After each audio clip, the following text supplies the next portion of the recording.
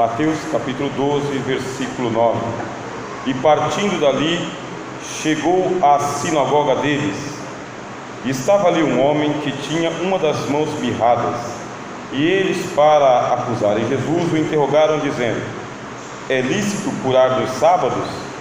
E ele lhes disse: qual dentre vós será o homem que, tendo uma ovelha, se num sábado ela cair numa cova, não lançará a mão dela e a levantará? Pois quanto mais vale um homem do que uma ovelha?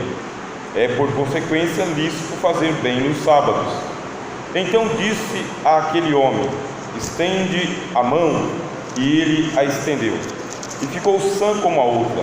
Os fariseus, tendo saído, formaram um conselho contra ele para o matarem.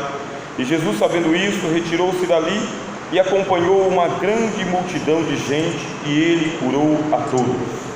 E recomendava-lhes rigorosamente que não o descobrissem, para que se cumprisse o que fora dito pelo profeta Isaías, que diz: eis aqui o meu servo que escolhi, o meu amado, em quem a minha alma se compraz.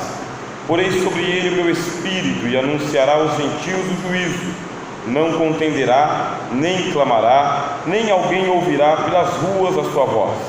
Não esmagará a cana quebrada, e não apagará o morrão que fumega, até que faça triunfar o juízo, e no seu nome os gentios esperarão. Amém? Podeis assentar-vos em nome do Senhor Jesus. Graças a Deus. Irmãos e irmãs,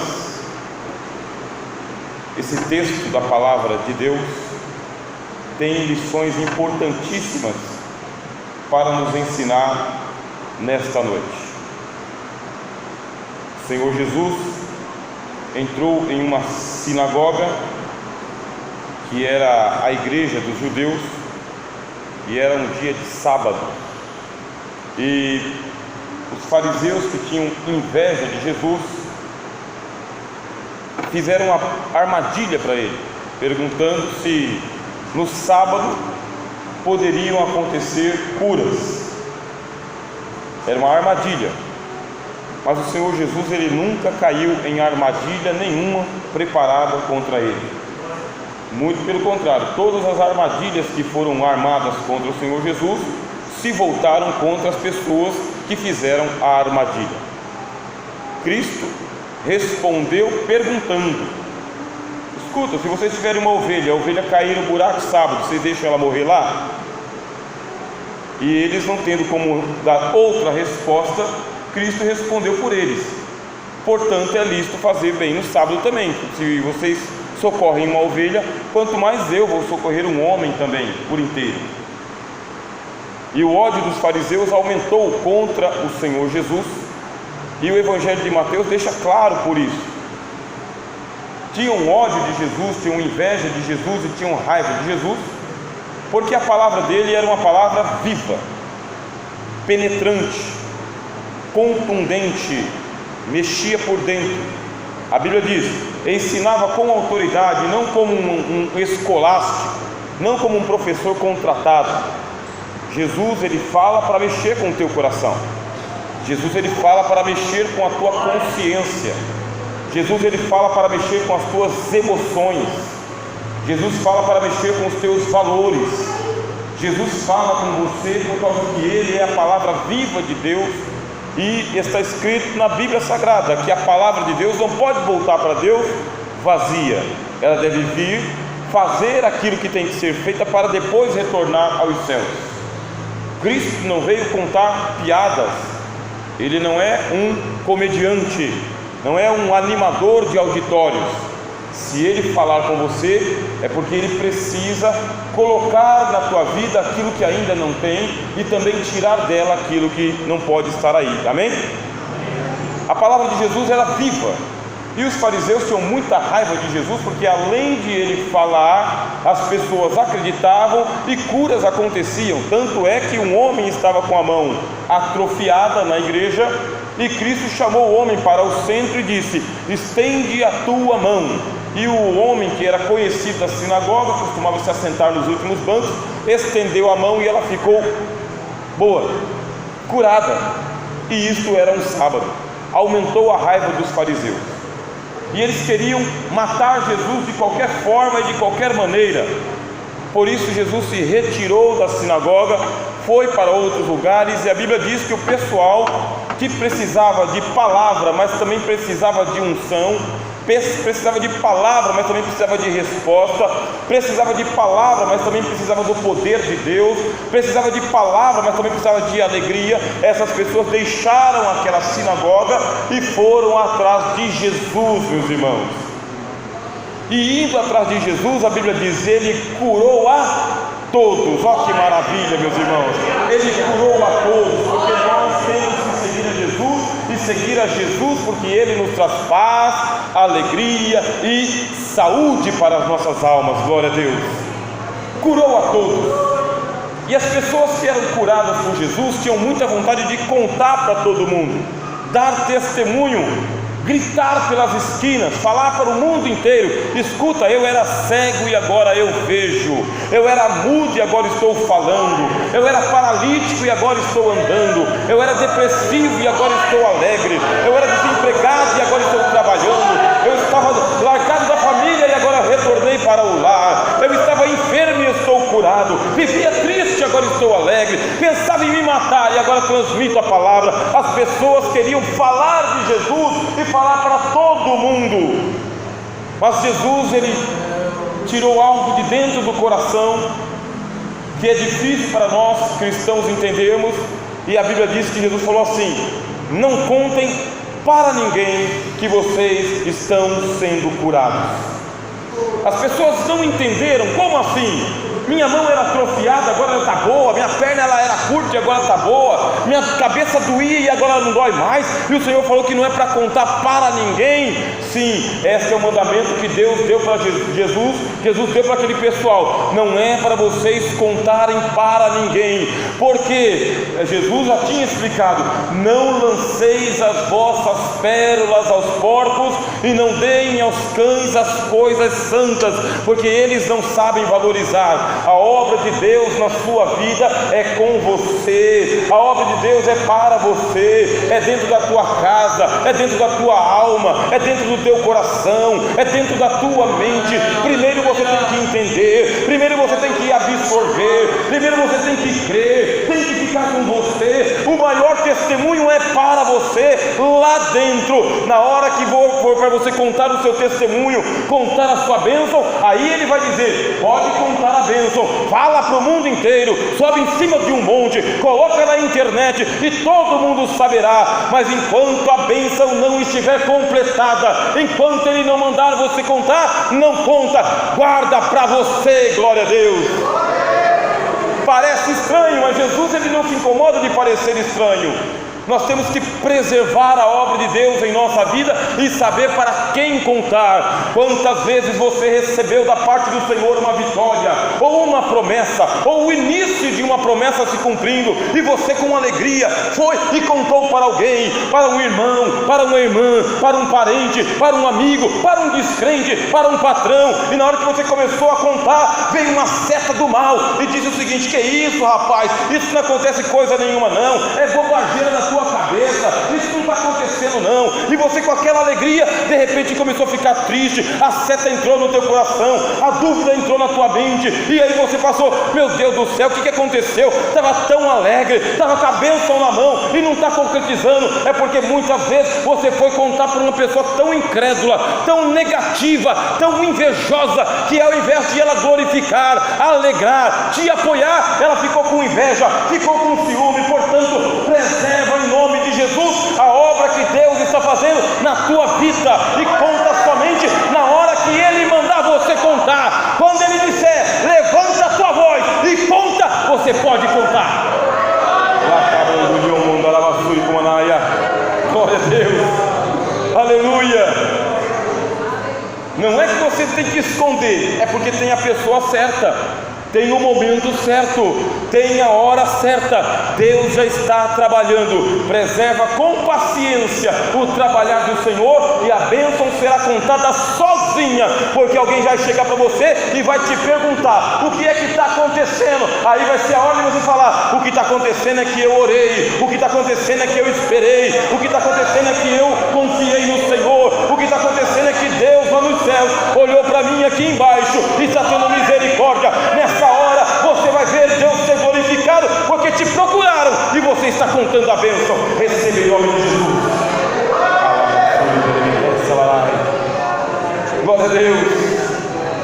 E o evangelista Mateus, ele explica por que eles não podiam contar, para que se cumprisse o que fora dito pelo profeta Isaías, que diz: eis aqui o meu servo que eu escolhi, o meu amado, em quem a minha alma se compraz.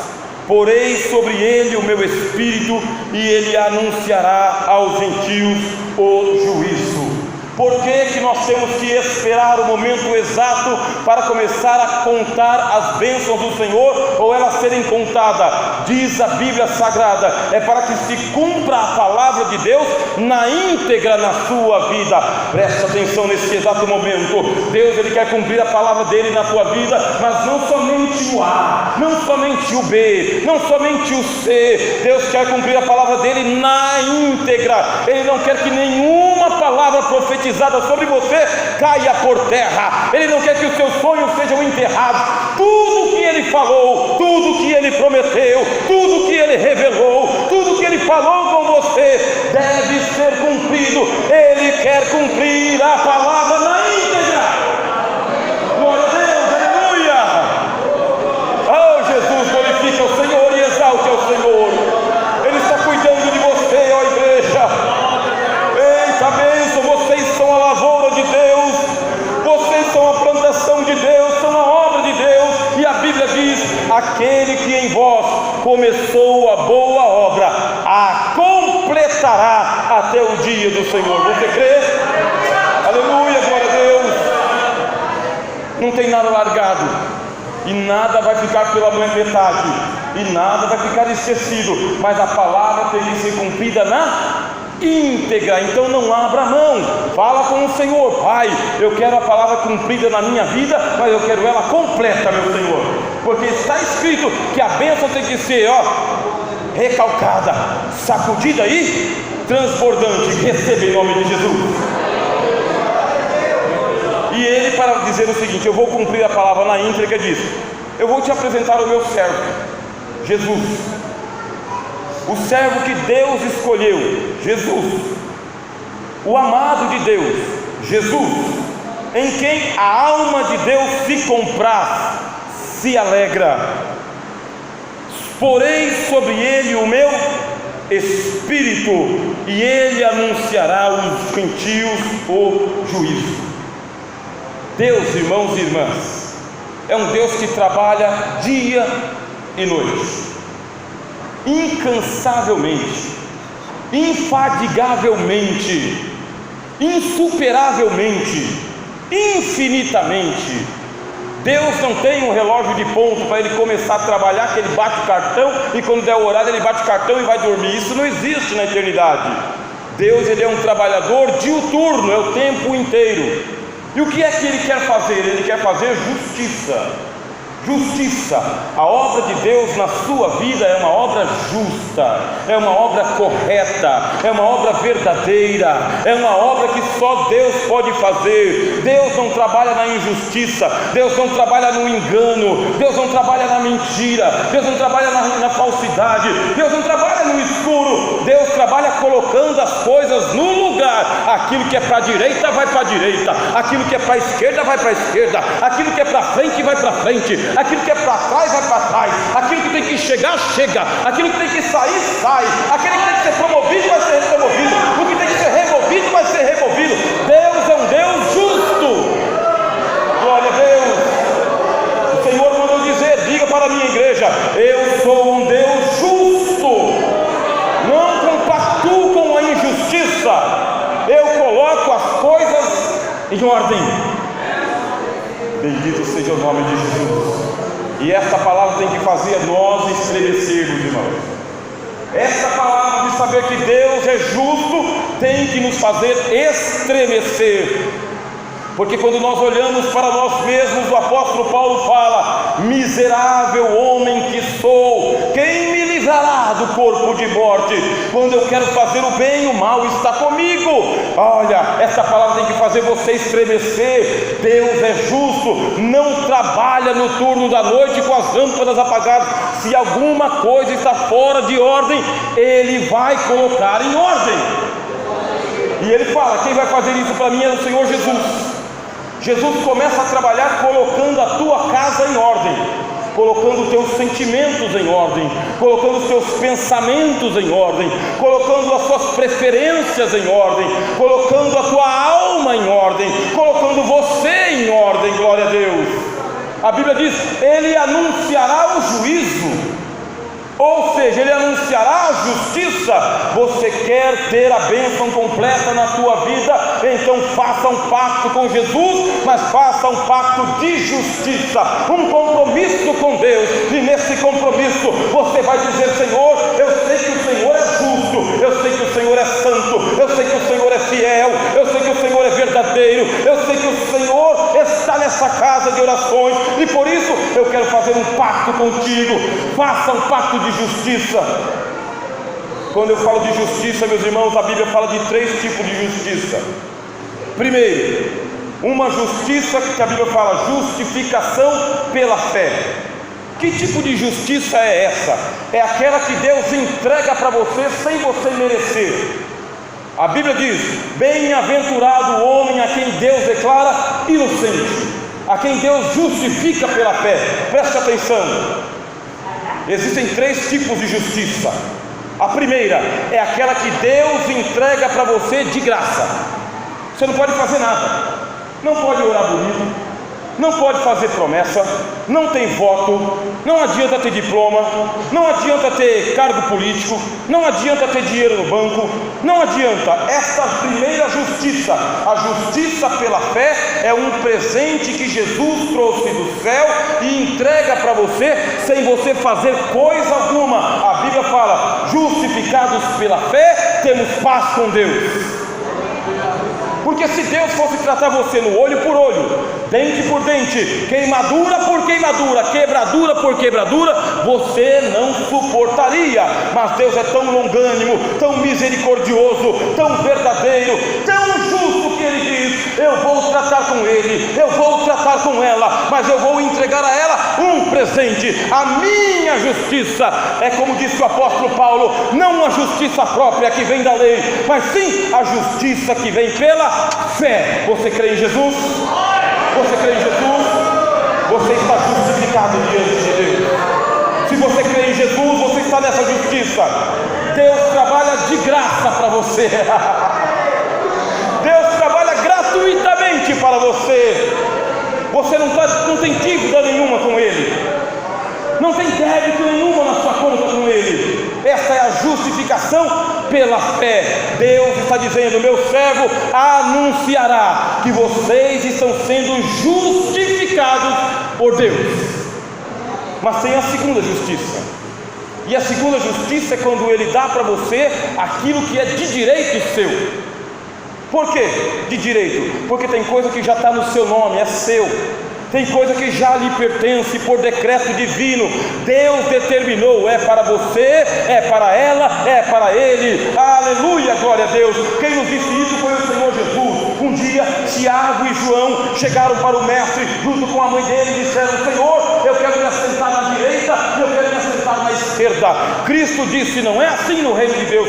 Só pode sentar na direita e na esquerda quem Deus ordenou. Escute bem, tem coisa que tem que chegar para você, porque já está no teu nome, te pertence, por decreto de Deus, é chamado de Deus. Ninguém vai colocar a mão, ninguém vai usurpar, ninguém vai usar, vai chegar para você. É justo diante de Deus que aquilo que é teu chegue até você.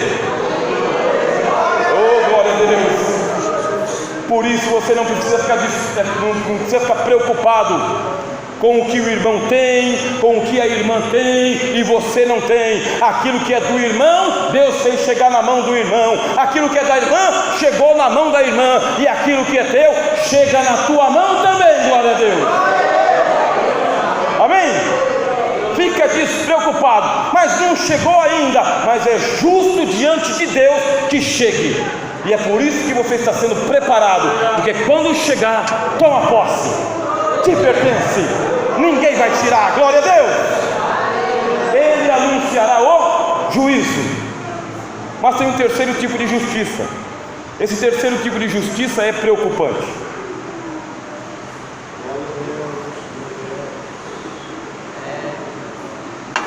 A primeira justiça é uma justificação pela fé.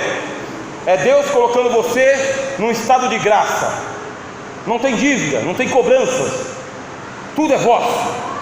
Segundo tipo de justiça, aquilo que é teu chegará para você. O que está determinado não vai falhar. Deus não é irresponsável para se esquecer de você.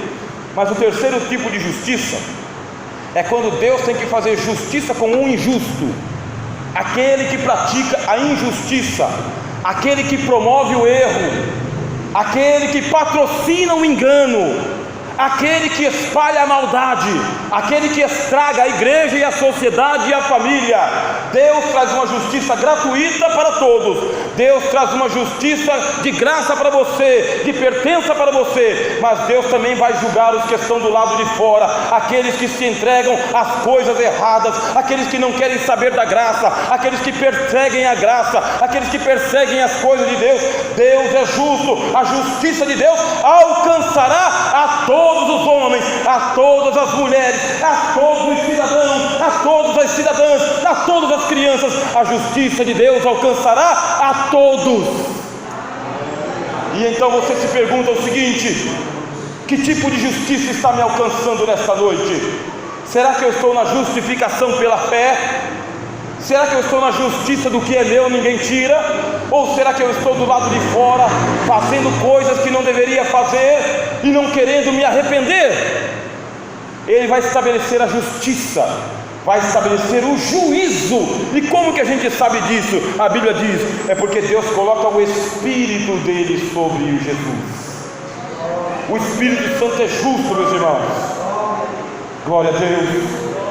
O Espírito Santo, ele sabe como fazer as coisas no tempo certo, na ocasião certa, com todas as pessoas. O Espírito Santo, ele não é desmedido, nem exagerado e nem comedido, acanhado. O Espírito Santo é livre, é libertador, é liberal. O Espírito Santo é libertador, meus irmãos, e ele vai pairando para saber o que é que tem que vir, o que é que tem que sair, o que tem que ser feito. E o Espírito Santo começa a pairar, como já foi profetizado nesta noite aqui. O Espírito Santo começa a soprar, porque ele só vai trazer para você aquilo que está determinado para você. Glória a Deus.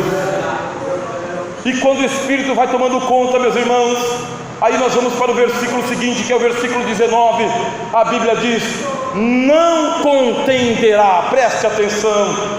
O apóstolo Paulo escreveu e disse o seguinte: não vos embriagueis com vinho em quem há contenda, mas enchei-vos do Espírito. Preste atenção. O Espírito Santo não é contencioso, meus irmãos, não é contendeiro, não é brigão, não é valentão, não é bronco, não é brucutu. O Espírito Santo do Senhor, está escrito no Antigo Testamento, não é nem por força e nem por violência, não é por truculência, nem por xingamento e nem por ameaça. Quem entra para dentro do reino de Deus recebe o Espírito de Cristo, e o Espírito de Cristo vai colocar em você a mansidão dos céus, e a mansidão dos céus vai transformar o teu vocabulário, vai transformar a tua mente, vai transformar o teu nervosismo, vai transformar o teu pensamento. É pelo Espírito. Se fosse pela carne, se fosse pelo nervo, se fosse pelas suas obras, você voava na garganta. Mas agora é pelo Espírito. E se é pelo Espírito, ele não contenderá, ele te ensinará a ganhar todas as tuas batalhas em paz com Deus. Glória a Deus. Essa palavra é difícil de falar a vocês, mas eu vou repetir a vocês: as guerras de Deus são ganhas em paz, sem contenda, sem contenda, porque está escrito: levantai as vossas mãos santas, sem ira e sem contenda. Não está escrito isso?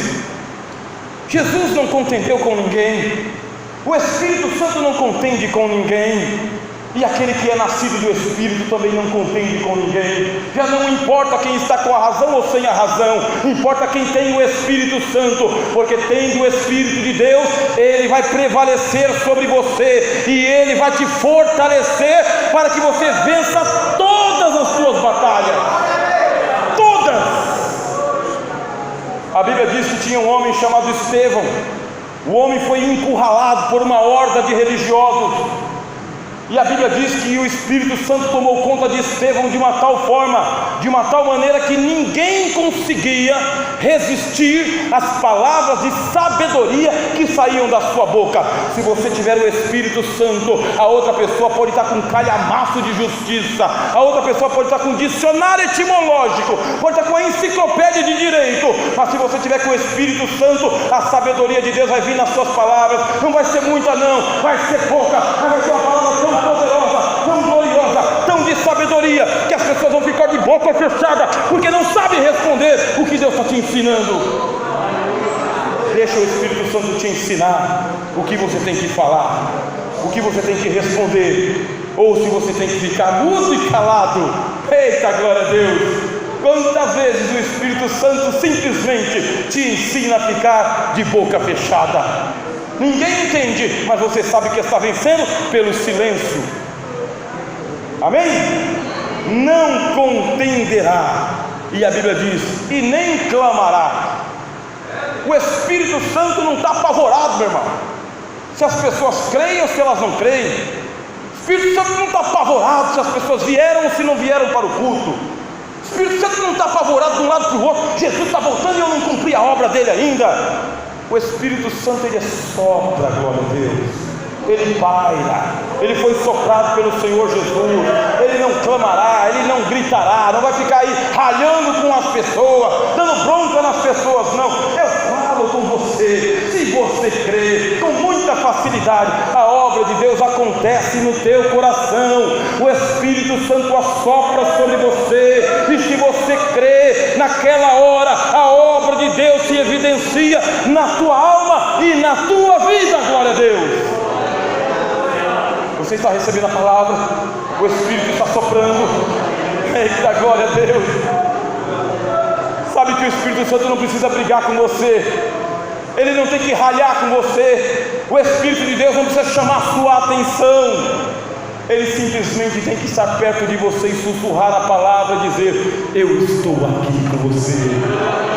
Levante uma oração ao Senhor, adore ao Senhor, confia em Jesus de todo o teu coração, e você sente uma chama, e você sente um fogo, e você sente uma alegria, e você sente a fé, e você ora, e você canta, e você adora, e você oferta, e você comunga, e você congrega, e você crê em Deus, aleluia, porque Ele está presente nesse lugar.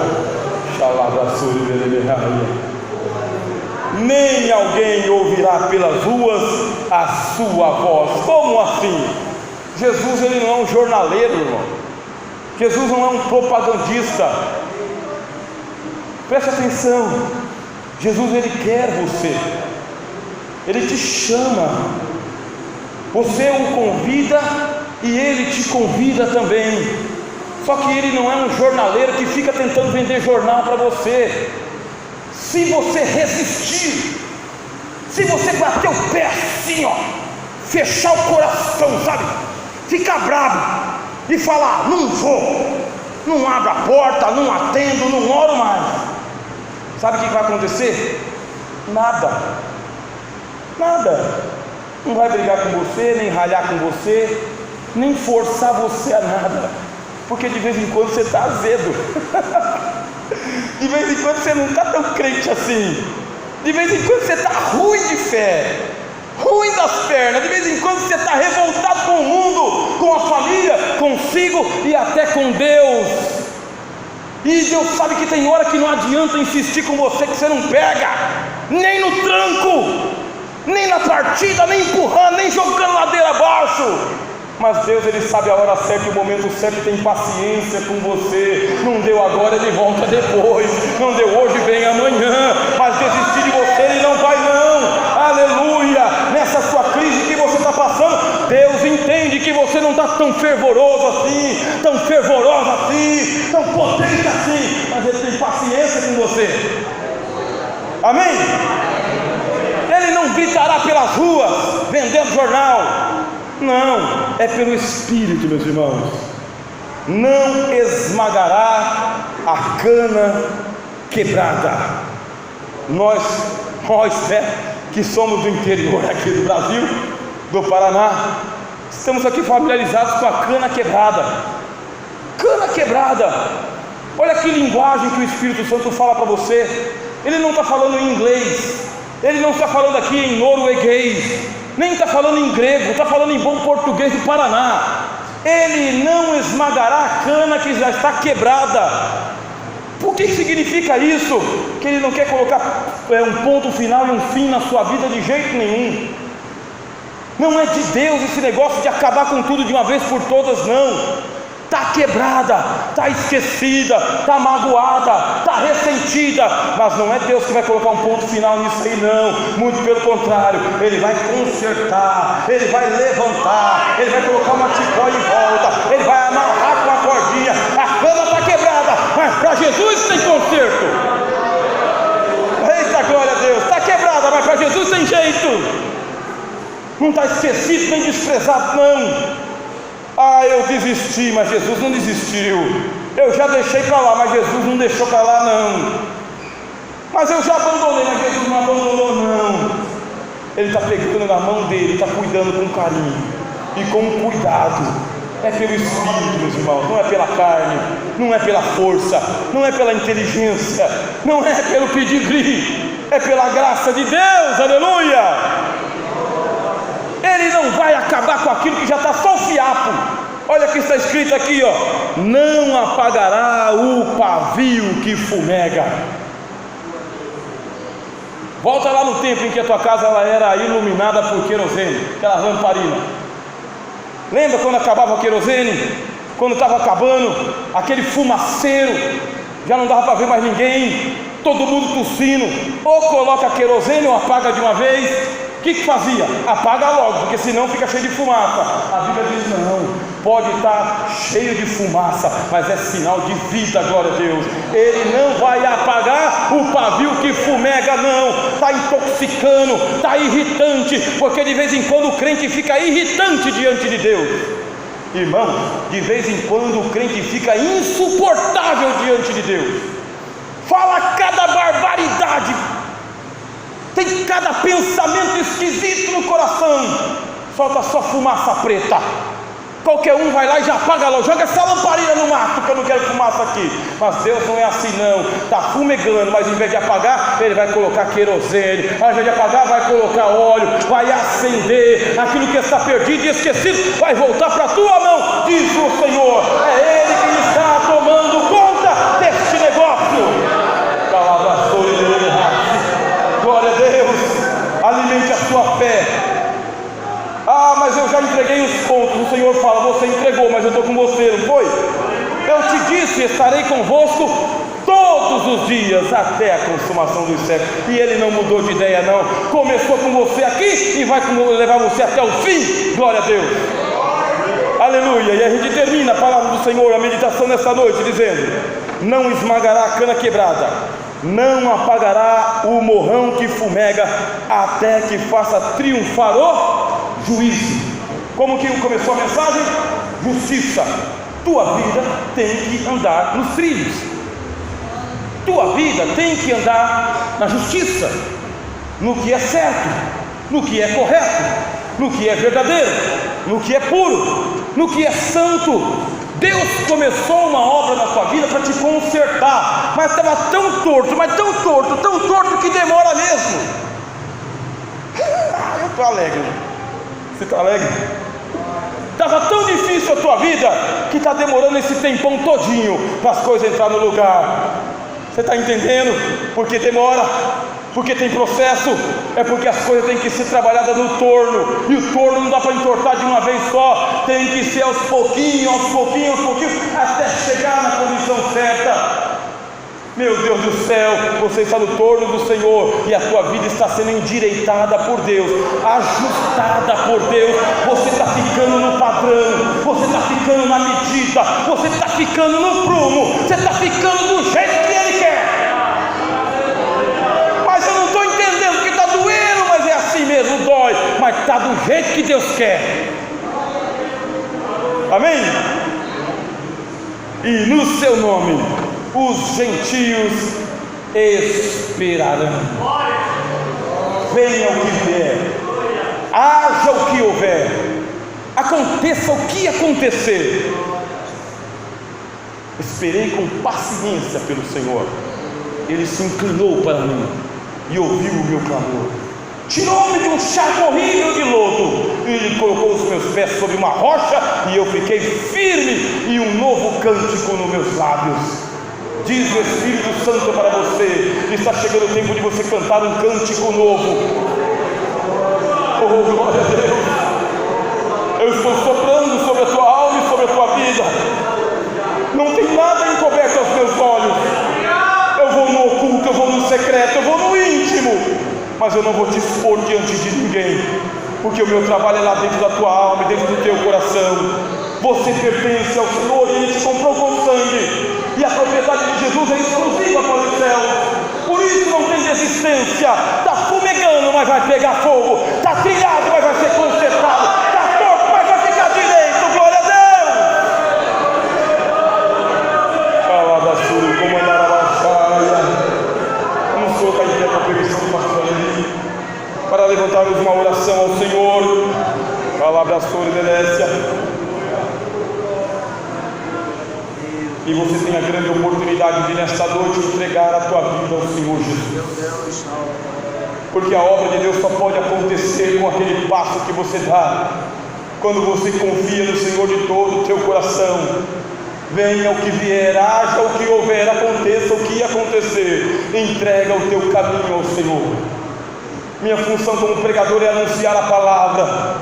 A da igreja é orar por você, mas a sua função é tomar a coragem de sair do teu lugar e confessar a Jesus como teu Salvador, confiar nele para te consertar, confiar nele para te ajustar, confiar nele para te ajudar, confiar nele, somente nele. Eu levanto uma oração, e nesta oração você pensa: assim que entregar o microfone ao pastor da igreja, ele vai conduzir o culto, e o Espírito Santo vai tomar conta de tudo aquilo que já está sendo anunciado.